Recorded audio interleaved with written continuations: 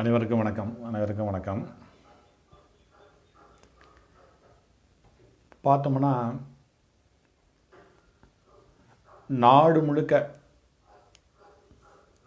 சுங்க கட்டணம், டோல்கேட் கட்டணம் அப்படின்னு சொல்லிட்டு வசூலிக்கப்படுது. இந்த டோல்கேட் கட்டணம் இது தேவைதானா அப்படின்ற ஒரு கேள்வி மக்கள் மத்தியில் இப்போ எழுந்த வண்ணம் உள்ளது. அதாவது பார்த்தீங்கன்னா சாலைகள்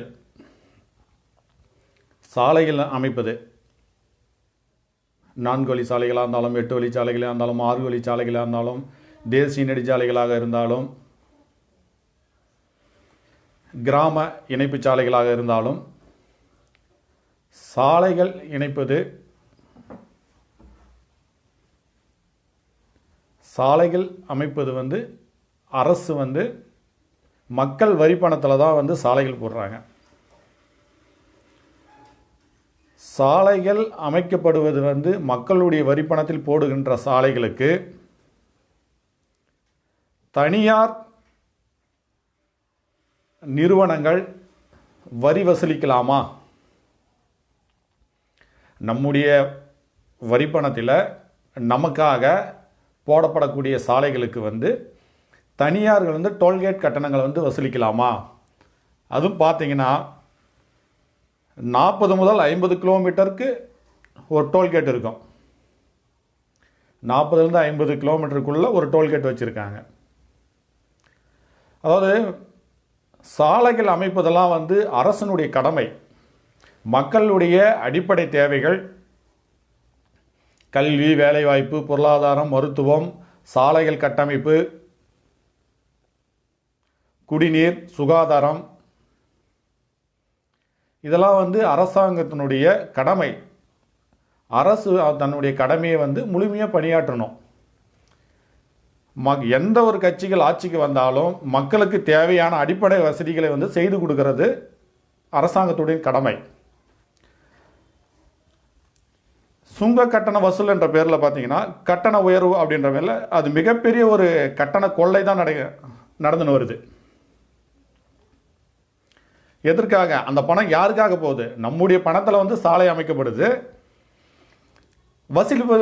அதை வசூல் பண்ணுறது மட்டும் தனியார் நிறுவனமா அப்படின்ற கேள்வி இங்கே முன்வைக்கப்படுது.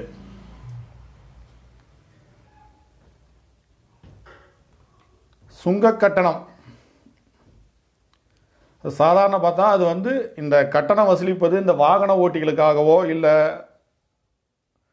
வசதி படைத்தவர்களுக்காக வசூலிக்கிறாங்க அப்படின்னு சொல்லி இது கடந்து போக முடியாது.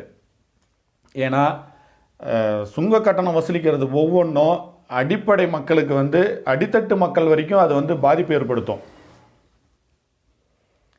இப்போ சாதாரணமாக ஒரு உணவுப் பொருள் ஏற்றி வரக்கூடிய ஒரு வாகனம் இருக்குதுன்னு வச்சுங்களேன். மக்களுக்கு தேவையான அத்தியாவசிய பொருளை கொண்டு வரக்கூடிய ஒரு வாகனம் இருக்குதுன்னா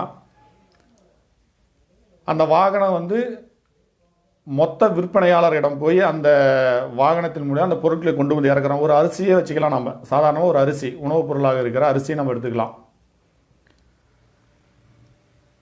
ஒரு டன் அரிசி ஒரு 40,000 ரூபாய்க்கு விற்பனை ஆகுதுன்னு சொன்னீங்கன்னா ஒரு 10 டன் அரிசி எடுத்துக்கிட்டு ஒரு லாரி போகுதுன்னா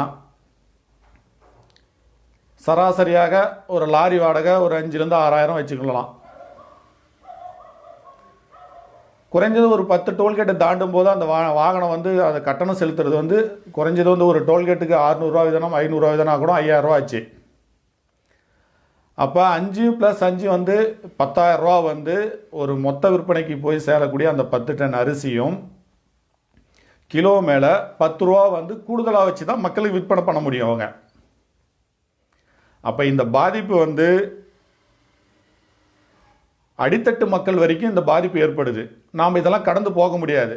டோல்கேட் கட்டணம் என்பது யாரோ வண்டி வச்சுருக்கிறவங்க அவங்க கட்டிட்டு போகிறாங்க, லாரியாக அவங்க வாடகைக்காக ஓட்டுறாங்க, அவங்க கட்டிட்டு போகிறாங்க அப்படின்னு சொல்லி நம்ம அது கடந்து போக முடியாது.